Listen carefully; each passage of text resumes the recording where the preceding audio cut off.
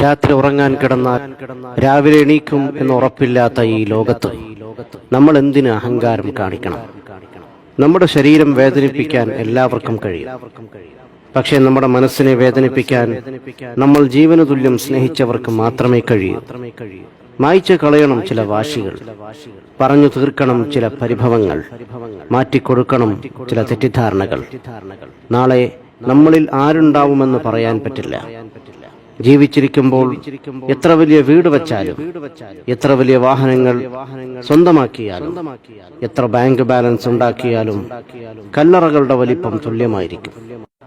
എളിമയോട് ജീവിക്കുക, പരസ്പരം സഹായിക്കുക, സ്നേഹം പകുത്തു നൽകുക. പഞ്ചസാരക്കും ഉപ്പിനും ഒരേ നിറമാണ്, പക്ഷേ രണ്ടിന്റെയും രുചി വളരെ വ്യത്യസ്തമാണ്. അതുപോലെയാണ് ചില സുഹൃത്ത് ബന്ധങ്ങളും. സ്നേഹിക്കാനൊരു മനസ്സുണ്ടെങ്കിൽ പിന്നെ കുറവുകൾക്കൊന്നും അവിടെ സ്ഥാനമില്ല.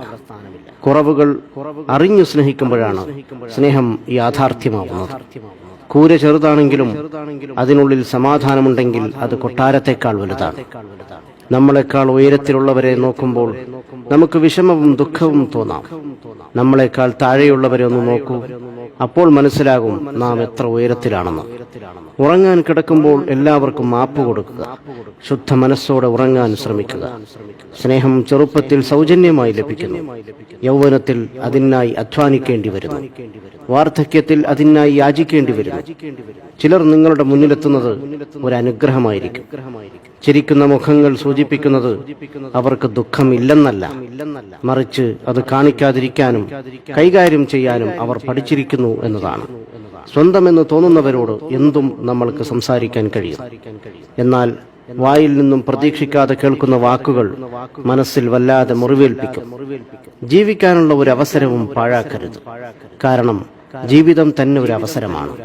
ഒന്ന് കാലു തന്നെ വീണാൽ തീരുന്ന ജീവിതത്തിന് എന്തു ജാതി, എന്തു മതം, എന്തു നിറം.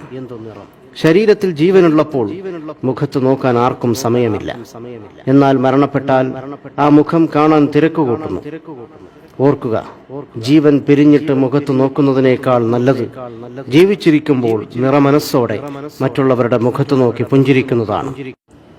അനുഭവത്തെക്കാൾ വലിയൊരു പാഠവും ജീവിതത്തെക്കാൾ വലിയൊരു വിദ്യാലയവും ഈ ഭൂമിയിലില്ല. ഒന്നോർക്കുക, പാവപ്പെട്ടവനും പണക്കാരനും 6 അടി മണ്ണ് മാത്രം.